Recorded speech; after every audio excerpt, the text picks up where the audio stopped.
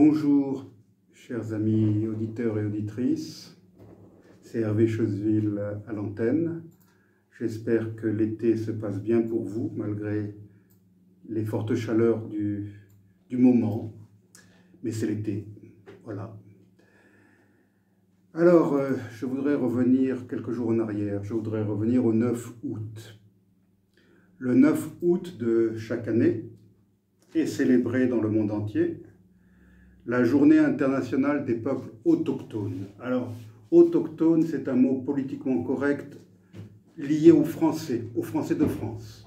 Parce que dans le reste du monde, on dit les peuples indigènes. Mais, hélas, aujourd'hui en France, il faut faire attention à ce qu'on dit. Et je ne sais pas pourquoi, enfin si, je sais très bien pourquoi. Le mot indigène a pris une connotation qui a des relents colonialistes et autres, alors que ce n'est pas du tout méprisant d'être un indigène. Nous sommes tous des indigènes de quelque part. Bref, je devais donc m'en tenir à la langue officielle, politiquement correcte, et parler des peuples autochtones. Cette journée internationale des peuples autochtones a été créée afin de sensibiliser le public à la question des peuples autochtones ou indigènes.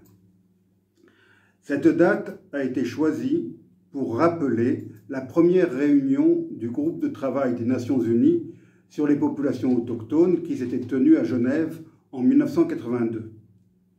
Comme nos auditeurs le savent déjà, s'ils m'écoutent régulièrement, la question des peuples autochtones et la défense de leurs droits sont des thèmes qui m'intéressent et me préoccupent au plus haut point.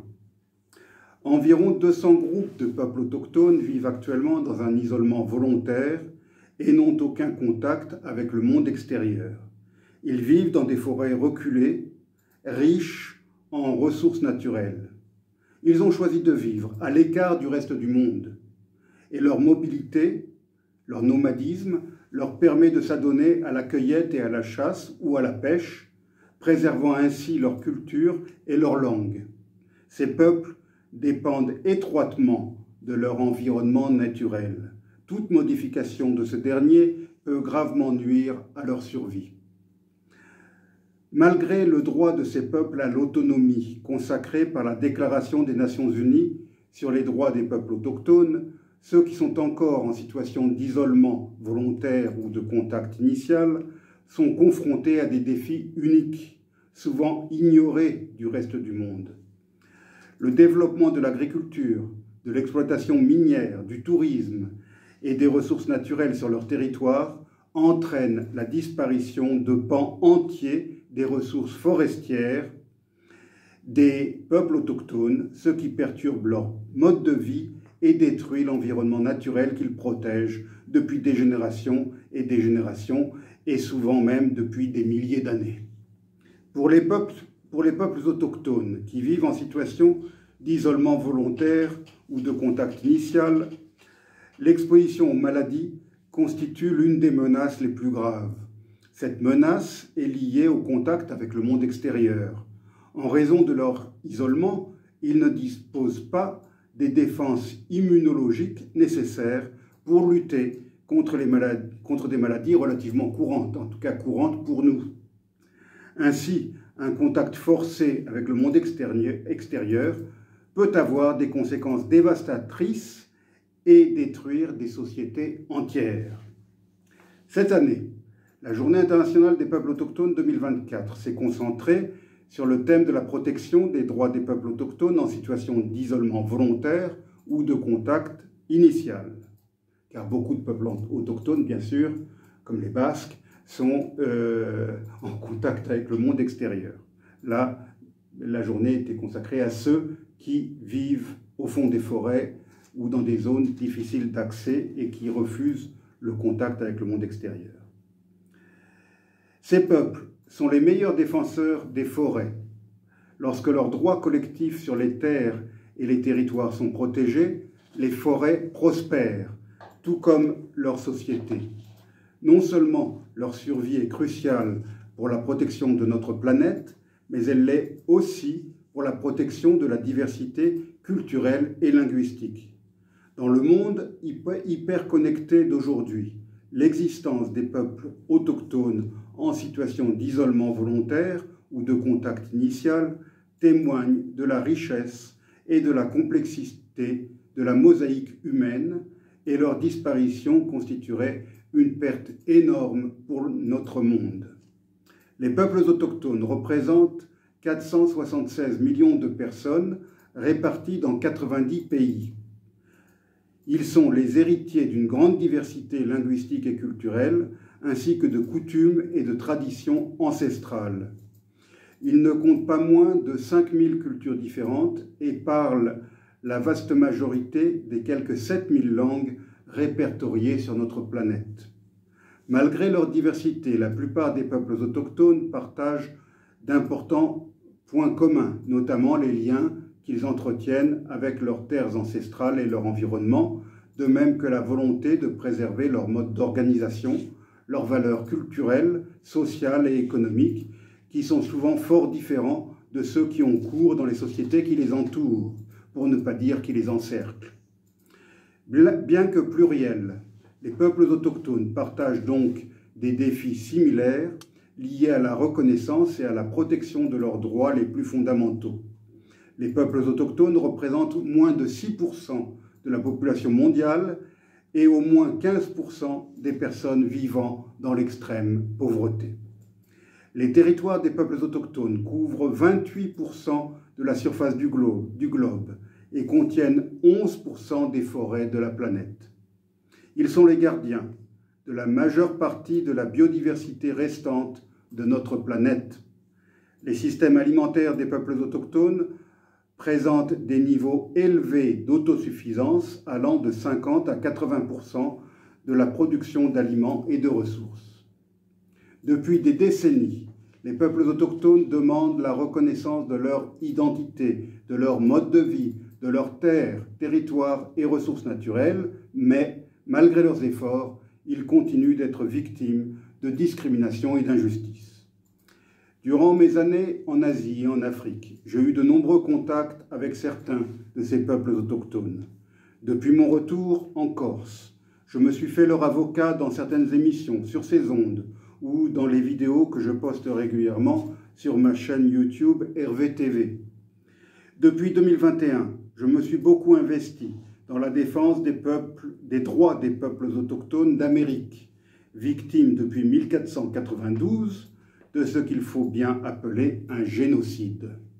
De nos jours, ces Amérindiens ne constituent plus qu'une infime minorité de la population du continent américain, que cela soit le continent américain du Nord, du Centre ou du Sud. Je me suis particulièrement intéressé à un petit peuple de pêcheurs et de cueilleurs de la grande forêt brésilienne, les Enaoene-Nawe, qui ne sont qu'environ 1400, vivant tous dans un grand village traditionnel situé au milieu de la forêt de l'État du Mato Grosso. Ce peuple n'est entré en contact avec le monde extérieur qu'en 1974, lorsque l'héroïque frère jésuite espagnol Vicente Cañas, qu'ils avaient surnommé Kiwishi, a passé plusieurs années à vivre parmi eux, je dirais même comme eux. Cet homme s'est fait leur défenseur auprès des autorités locales et fédérales afin que soient respectés et préservés leurs droits sur leurs morceaux de forêt, sur leurs rivières, face aux appétits grandissants des chercheurs d'or, des grands éleveurs de bovins ou planteurs de soja, ainsi que des géants de l'hydroélectricité. Ce combat n'est toujours pas gagné, loin de là, et Vicente Cañas l'a payé de sa vie, puisqu'il a été retrouvé lardé de coups de poignard en avril 1987, assassiné par des individus à la solde des intérêts que son combat menaçait. L'initiative que j'ai lancée en 2021 pour permettre aux enfants et adolescents Enaoene-Nawe d'apprendre à lire, à écrire et à compter s'est développée et a largement dépassé le domaine purement éducatif. Fin 2022, j'ai écrit et publié un petit livre consacré à ce peuple autochtone et à notre projet. Le livre est intitulé « De la Corse au Mato Grosso » et il est disponible dans les bonnes librairies de Corse. Et on peut aussi me contacter pour se le procurer. Ce livre est illustré de très beaux dessins réalisés par les élèves Enaonenawe eux-mêmes. En 2023, quelques amis et moi avons créé l'association Corsica Amazonia à Bastia afin de poursuivre cette action et d'augmenter les soutiens à ce projet en faveur des jeunes Enaonenawe. Aujourd'hui, plus que jamais, nous avons besoin de votre soutien, chers amis, afin de pérenniser notre action en faveur de ce petit peuple autochtone. Mon rêve est d'ailleurs de pouvoir me rendre sur place d'ici à la fin de cette année. Mais mon engagement ne s'est pas limité aux peuples amérindiens. Dans mon premier livre, Kadogo, enfant des gars d'Afrique centrale, paru en 2003 chez l'Harmattan, j'avais dénoncé, entre autres, le sort que les rebelles soutenus par l'Ouganda avaient réservé à ceux qu'on appelle les Pygmées, au nord de la province du Nord Kivu et en Ituri, en République démocratique du Congo, durant la guerre d'invasion déclenchée par le Rwanda et l'Ouganda contre ce pays. Le terme pygmée, assez péjoratif, vient du grec pougmaios, qui signifie haut comme le point avec un G à la fin. Et il désigne un ensemble de peuples autochtones, chasseurs, cueilleurs de la grande forêt primaire de l'immense bassin du Congo, du fleuve Congo. Ces peuples ne sont d'ailleurs pas tous constitués d'individus de très petite taille. En dehors de la République démocratique du Congo, on les retrouve aussi au Congo-Brazzaville, au Gabon, au Cameroun, en Centrafrique. Ils constituent aussi une petite minorité ethnique en Ouganda, au Rwanda et au Burundi, où on les connaît sous le nom de Batwa. Partout, ils sont extrêmement minoritaires et partout, leur environnement naturel est gravement menacé du fait de l'implacable processus de déforestation qui réduit chaque année davantage les surfaces occupées par la grande forêt pour laisser la place à l'agriculture et à l'élevage. Les cultivateurs bantous qui défrichent la forêt pour étendre les zones cultivées exploitent souvent le groupe de pygmées vivant dans le secteur. Ces derniers se sédentarisent à proximité d'un village bantou et deviennent rapidement une main-d'œuvre bon marché, corvéable à merci. C'est comme cela que commence l'acculturation et que se développe la marginalisation de ces peuples autochtones.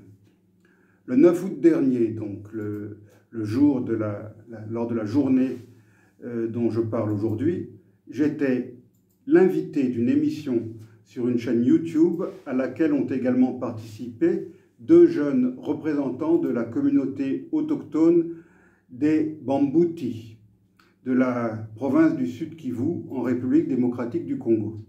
Ces 2 jeunes, qui sont nés et ont grandi dans la ville de Bukavu, nous ont expliqué la triste histoire de leur peuple. Ce dernier vivait de la chasse et de la cueillette dans la grande forêt. Mais, en 1970, les autorités décidèrent d'y créer un parc national auquel le nom de Parc national de Kahuzi-Biega fut donné, car ce parc, couvert d'une vaste étendue de forêt tropicale primaire, est dominé par 2 volcans éteints, le Kahuzi et le Biega. D'une superficie de 6000 km², ce parc s'étend à des altitudes allant de 2100 à 2400 mètres d'altitude, donc au-dessus du niveau de la mer. On y trouve, entre autres, l'une des dernières populations de gorilles de montagne. Lors de la création du parc, la population qui vivait dans cette forêt en fut donc chassée. Les parents, ou peut-être les grands-parents des 2 jeunes qui sont intervenus durant l'émission à laquelle j'ai participé, sont donc devenus des déplacés, des sans-terre. Ce peuple, privé de ses repères, privé de sa nourriture traditionnelle, s'est retrouvé déraciné et marginalisé. Depuis 1970, c'est tout un savoir en matière de plantes médicinales qui a sans doute été progressivement perdu. Et les 2 jeunes intervenants ont grandi en ville, loin de l'environnement naturel de leurs aïeux et de leur culture traditionnelle. Cela ne les a pas empêchés de subir des discriminations de la part des populations bantoues au sein desquelles ils ont évolué. Fort heureusement, tous 2 sont parvenus à faire des études universitaires. L'un des deux a même fait des études de médecine et il est actuellement interne à l'hôpital de Panzi, fondé et dirigé par le docteur Denis Mukwege, prix Nobel de la paix, dont j'ai souvent parlé sur ces ondes. Leur statut d'intellectuel leur a permis de militer efficacement pour les droits de leur peuple et pour l'obtention de réparations pour les injustices subies dans les années 70, réparations qu'ils attendent encore. Durant mon séjour à Bukavu en 2005-2006, j'ai eu l'occasion de visiter ce merveilleux parc de Kahuzi-Biega, inscrit sur la liste du patrimoine mondial, en péril dès 1997. En 2005, on estimait que la population des gorilles des montagnes ne comptait plus qu'une centaine d'individus.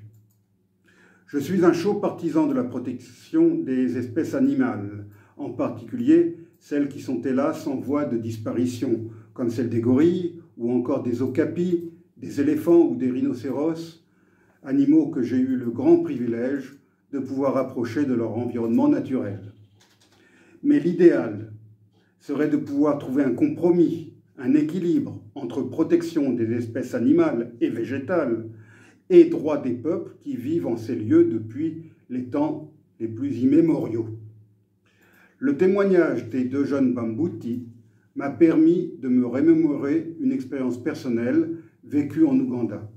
Dans ce pays verdoyant où je suis resté plusieurs années, il existe cependant une région faite de grandes étendues semi-arides et relativement peu peuplées dans le nord-est du pays. Là, la chaleur est souvent accablante. Cette vaste zone frontalière du Kenya à l'est et du Sud-Soudan au nord se nomme Karamoja. C'est là que vivent les Karimojong, un important groupe ethnique lui-même divisé en plusieurs sous-groupes habitant des territoires bien délimités. Les Karimojong sont farouchement attachés à leur mode de vie traditionnel. Ce sont des pasteurs semi-nomades et leur culture ancestrale est basée sur l'élevage des bovins. Les hommes et les jeunes garçons accompagnent leurs immenses troupeaux en quête de pâturage et de points d'eau. La société Karimojong est une société pastorale et guerrière. Les guerriers des différents sous-groupes constituant l'ethnie Karimojong lancent régulièrement des raids contre leurs voisins, pourtant Karimojong comme eux, afin de s'emparer de leurs vaches. C'est ainsi qu'aux yeux de sa communauté, un jeune guerrier prouvera sa valeur d'homme. Lorsqu'il aura tué son premier ennemi, son épaule sera scarifiée afin que chacun puisse reconnaître son courage. On saura le nombre d'ennemis tués en comptant le nombre de scarifications sur son épaule. L'acquisition du plus grand nombre possible de vaches permettra en outre au jeune homme de pouvoir se marier, car il ne saurait être question de demander une jeune fille en mariage sans avoir le nombre approprié de bovins à offrir à la future belle famille. Ces raids meurtriers entre groupes voisins ont toujours été meurtriers, mais ils le sont devenus encore plus davantage depuis que les Kalachnikovs ont remplacé les lances traditionnelles. En Ouganda, les Karimojong ont toujours été très marginalisés. Toutes les autres ethnies du pays sont sédentarisées et leurs enfants scolarisés. Les Ougandais n'éprouvent bien souvent que mépris à l'égard de ces Karimojong qu'ils ont tendance à considérer comme des sauvages, dont les hommes persistent encore de nos jours à dédaigner les vêtements, se contentant de se draper dans des sortes de légères couvertures de coton. La majorité des enfants Karimojong n'étant pas ou peu scolarisés, ce peuple est encore très largement analphabète. Dans ce Karamoja, qui est la région la plus sous-développée de l'Ouganda, il existe un petit peuple encore plus marginalisé que les Karimojong. Il est méprisé par les Karimojong qui l'entourent et ignoré par le reste des Ougandais. Les Karimojong l'appellent Teuso, ce qui signifie sauvage, c'est tout dire. Dans sa propre langue, ce peuple se nomme Ik, I-K. Les Ik vivent dans une zone très reculée, très difficile d'accès, qui se trouve aux confins de l'Ouganda, du Kenya et du Soudan du Sud. Leur petit territoire montagneux, plus élevé en altitude que le reste du Karamoja, est plus frais et plus boisé. Les Ik ont leur propre langue, complètement différente de celle de leurs voisins Karimojong et Turkana. Ils sont arrivés dans cette zone longtemps avant les Karimojong et les Turkana. Ces derniers vivent dans la grande plaine aride située en contrebas au Kenya. Les éleveurs Karimojong et Turkana ont peu à peu repoussé les Hicks vers la zone la plus reculée, la plus montagneuse. En fait, les Hicks avaient déjà été chassés de leur territoire traditionnel à la fin des années 50 et au début des années 60, lorsque le parc national de Kidepo fut créé. Ils durent céder leurs terres aux animaux qu'ils avaient l'habitude de chasser avec leurs arcs et leurs flèches. Ce parc national est aujourd'hui l'un des principaux d'Ouganda. C'est l'un des mieux dotés en animaux sauvages. Il recèle donc un fort potentiel touristique. Depuis toujours, les Hicks étaient des chasseurs et des cueilleurs. Ils n'ont jamais élevé de bétail, ce qui n'a pu leur attirer que du mépris de la part de leurs voisins Karimojong et Turkana. Ils ne cultivaient pas non plus, même si de nos jours, ils cultivent du sorgho. Après avoir dû quitter Kidepo, ils migrèrent vers l'est et s'installèrent au sommet d'un escarpement qui domine la grande vallée du Rift, c'est-à-dire la grande plaine Turkana, située 1000 mètres plus bas au Kenya. C'est sur cet escarpement que se trouve la forêt de Timu, où ils continuent à chasser et à cueillir. Du pays Hick, on a une vue splendide sur le pays Turkana. Par temps clair, on peut même apercevoir dans le lointain le grand lac Turkana, ancien lac Rodolphe. Le petit peuple Hick se trouve donc coincé entre deux voisins puissants et belliqueux, de surcroît beaucoup plus nombreux que lui, les Karimojong à l'ouest et les Turkana à l'est. Ces deux peuples ont des guerriers armés de Kalachnikov, tandis que les Hick en sont dépourvus. Les Turkana montent des raids souvent meurtriers pour voler les vaches des Karimojong, et ces derniers leur rendent souvent l'appareil. Or, le petit territoire Hick leur sert bien souvent de voie de passage lorsqu'ils montent ces attaques. Les Hick deviennent alors les victimes collatérales de ces raids. Les Turkana les soupçonnent d'être des informateurs des Karimojong, tandis que ces derniers les accusent de renseigner les Turkana sur la position de leurs troupeaux. Les petits hameaux Hick sont régulièrement brûlés et le peu de biens qu'ils possèdent sont pillés. Les Hick tentent de nos jours de faire un peu d'agriculture et leurs maigres récoltes sont fréquemment emportées par leurs voisins armés. Les Hick ne sont que quelques milliers. Ils ne pèsent donc pas bien lourd face aux Karimojong et aux Turkana. Ils ne sont même pas représentés au Parlement ougandais puisqu'ils ne constituent qu'une très faible population vivant dans une circonscription à très large majorité d'Odos, le sous-groupe Karimojong vivant dans le secteur.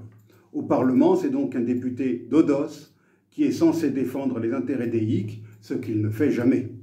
L'immense majorité des Ougandais ignore même qu'il existe dans leur pays un peuple nommé Hick, comme l'immense majorité des Brésiliens ignore qu'il existe au Brésil une ethnie nommée Enaoné-Naoué.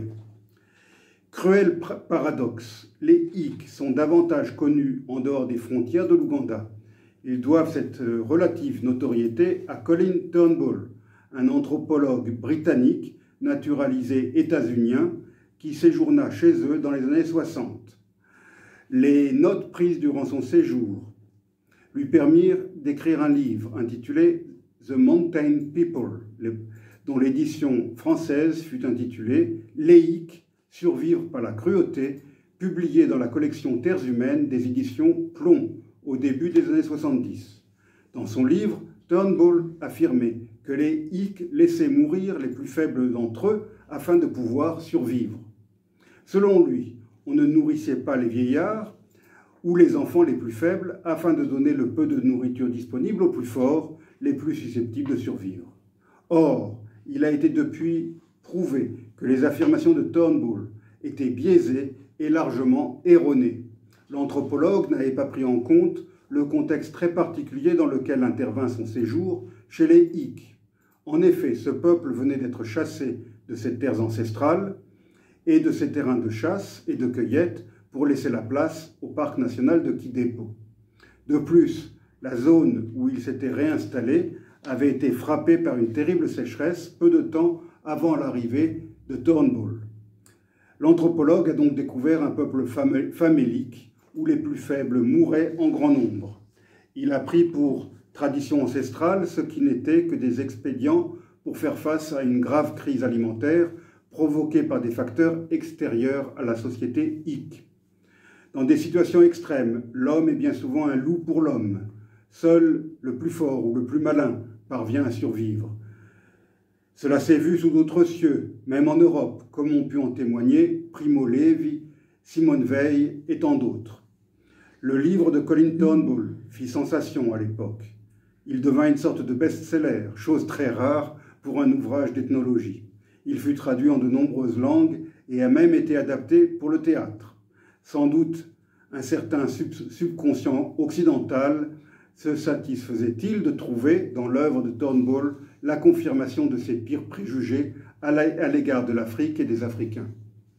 Après mon arrivée en Ouganda, ayant lu le livre de Turnbull alors que j'étais encore au lycée, j'étais bien décidé à me rendre chez les Hic afin de me forger ma propre opinion. Au Karamoja, le programme alimentaire mondial pour lequel je travaillais avait un programme d'aide alimentaire pour les écoles de cette région, l'une des plus déshéritées d'Afrique de l'Est. Ce programme durait depuis des années. Malheureusement, il n'était pas sous ma responsabilité. Le collègue qui le gérait se refusait à quitter son bureau climatisé de Kampala pour aller sur le terrain, car il ne supportait ni la chaleur ni la poussière. Pour ma part, je me plaisais à me rendre dans cette rude et belle région durant certains longs week-ends. Cela me permit de découvrir très vite que l'essentiel de la nourriture envoyée par le PAM ne parvenait pas aux enfants du Karamoja. Certaines écoles où la nourriture était censée être livrée n'existaient même pas. D'autres avaient sur le papier 300 élèves, alors qu'en réalité, elles n'en avaient que 40. Je revois encore l'abri délabré, qui servait d'unique école aux enfants hic, à Camion. L'instituteur, qui n'était pas hic lui-même, passait son temps à Kabong, la petite ville la plus proche, afin de pouvoir y revendre la nourriture du PAM. Il s'était contenté, en toute illégalité, de nommer un jeune hic de 18 ans qui avait fait 2 années d'études secondaires pour enseigner à sa place. Atteindre le pays hic n'est pas chose aisée. La piste défoncée et accidentée qui y menait était presque impraticable, même pour mon vieux 4x4. J'ai pu cependant m'y rendre à plusieurs reprises.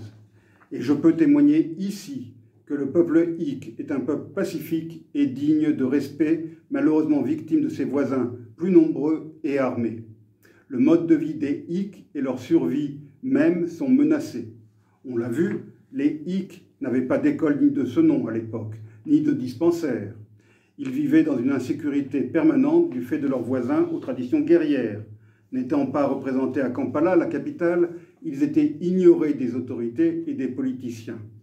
Les hic d'Ouganda, comme les Bambuti de RD Congo ou les Enaoné Nawe du Brésil, sont les grands oubliés de ce début du XXIe siècle, tout comme beaucoup d'autres peuples autochtones d'Afrique, d'Amérique, d'Asie, d'Australésie et même d'Europe. Oui, d'Europe. Les Basques des confins franco-espagnols, les Samis du cercle polaire, les Arméniens de l'Artsar sont aussi, avec d'autres, des peuples autochtones. C'est donc à tous ces peuples répartis sur tous les continents auxquels j'ai pensé en ce 9 août, journée internationale des peuples autochtones. Je vous laisse sur ces mots, chers amis auditeurs, et je vous laisse écouter des chants venus du fin fond de la forêt du Mato Grosso, des chants immémoriaux du peuple Enaoné Nawe.